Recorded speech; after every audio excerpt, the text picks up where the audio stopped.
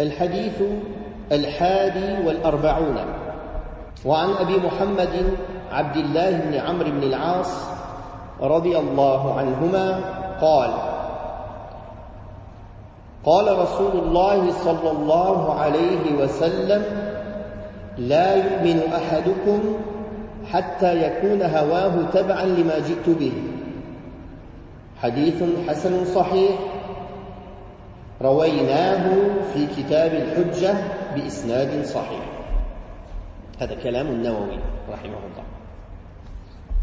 Le 41e hadith, d'après Abu Muhammad Abdullah ibn Amr ibn al-As radiyallahu anhuma. Le messager d'Allah sallallahu alayhi wa sallam a dit: aucun d'entre vous ne sera croyant tant que ses passions ne seront pas conformes à ceux que j'ai apportés. Ce hadith, Al-Hafidh al-Nawawi rahimahullah, il a dit qu'il a été rapporté dans le Hujjah ala Tariq al-Mahajjah de Abi al-Fath Nasr ibn Ibrahim al-Maqdisi. Et ce livre, en vérité, on ne le retrouve pas aujourd'hui dans les manuscrits. Il a été perdu. Il a été perdu. Mais en réalité, on n'en a qu'un résumé de ce livre. On n'en a qu'un résumé. Donc tous les hadiths ne sont pas dedans. Et dans ce résumé, il n'y a pas les chaînes de transmission. Il y a juste les textes du hadith. Mais ce hadith a été rapporté par des savants du hadith plus célèbres que Nasr ibn Ibrahim al-Maqdisi. Il a été rapporté par Ibn Abi Asim dans As-Sunnah. Il a été rapporté par Al-Baghawi dans Sharh As-Sunnah. Et dans les deux livres, ils sont rapportés avec une chaîne de transmission faible. Et les spécialistes du hadith disent que c'est difficile de rendre ce hadith authentique. Mais son sens a été corroboré par les fondements de la jurisprudence islamique, que ce soit les textes du Coran et les textes de la Sunna authentique. Donc on dira que son sens est juste, mais on n'attribue pas ce hadith au prophète sallallahu alayhi wa sallam dans ses mots avec cette chaîne de transmission-là. Quand on dit les passions en langue arabe, al-hawa, quand il dit la yu'minu ahadukum hatta yakuna hawahu, al-hawa, les passions, parfois il est cité pour désigner simplement les penchants de quelqu'un, qu'il soit bon ou mauvais. Et parfois il est cité dans un sens péjoratif, c'est-à-dire les penchants, les passions qui sont contradictoires à la vérité. Donc al-hawa, en langue arabe, quand il est cité, les passions, al-hawa, ou bien il peut vouloir dire les penchants, qui n'est pas péjoratif en soi, car quelqu'un peut avoir des bons penchants et des mauvais penchants. Ou bien il peut désigner les passions, qui dans ce sens-là est péjoratif, c'est-à-dire les penchants contradictoires à la réalité, contradictoires plutôt à la vérité, n'est-ce pas? Donc dans ce hadith, ce avec quoi est venu le prophète sallallahu alayhi wa alihi wa sallam est de deux parties et de deux catégories.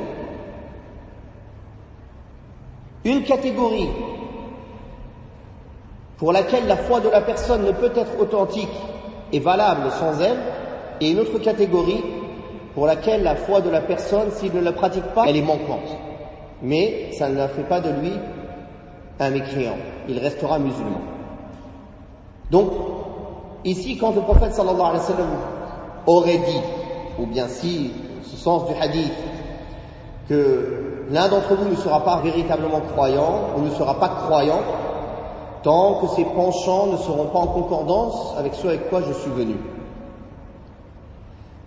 Ici, c'est quoi le sens des tendances de ces penchants?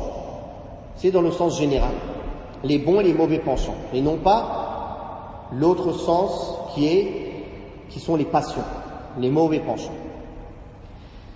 Et les deux catégories, quand il dit la yu'minu ahadukum, l'un d'entre vous ne sera pas croyant. J'ai fait exprès de ne pas traduire par véritablement croyant.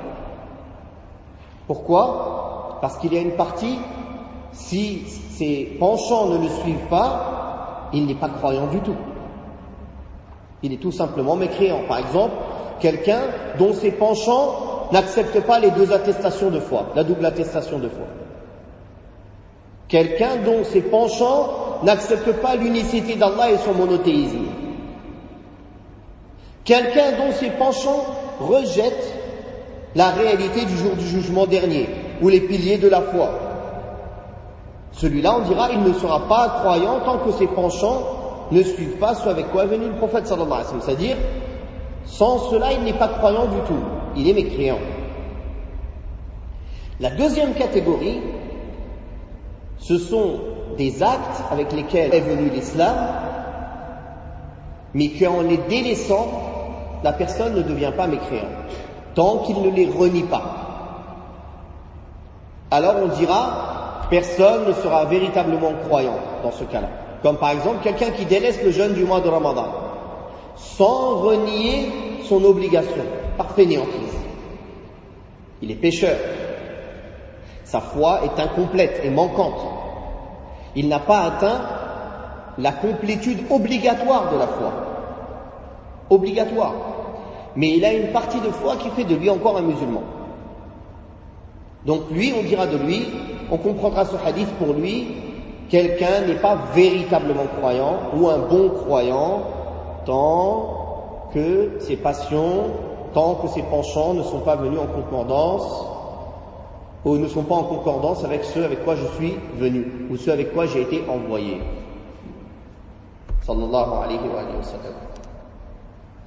Donc, le cœur a des penchants. Et ces penchants-là, ils peuvent être bons comme mauvais. Et en réalité, la personne n'atteint pas les plus hauts degrés de la foi tant que ses désirs, ses penchants et ses désirs les plus secrets, les plus intimes, même ses désirs les plus intimes, ils sont en concordance avec ce qu'Allah aime. Ils sont en concordance avec ce avec quoi a été envoyé le prophète Mohammed sallallahu alayhi wa sallam. Et en réalité, ceci est une bonne balance pour mesurer le degré de foi d'une personne. Plus il voit que ses penchants et ses désirs internes et intimes sont concordants avec la législation, avec ce avec quoi a été envoyé le prophète sallallahu alayhi wa sallam, plus ceci est une preuve de la véracité et de la sincérité et de la complétude de sa foi. Et moins ses penchants sont concordants avec la législation, et plus c'est une preuve de la faiblesse de sa foi.